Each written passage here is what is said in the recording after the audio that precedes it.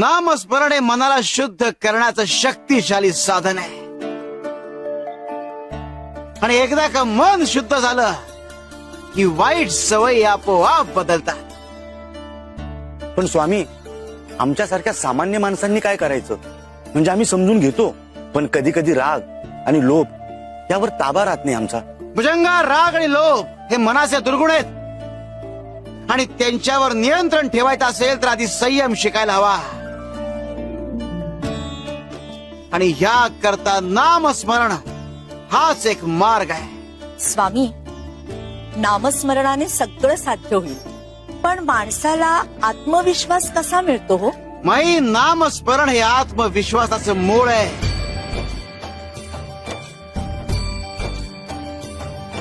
नामस्मरण केलं की मनात भीती राहत नाही आणि आत्मबल निर्माण होता.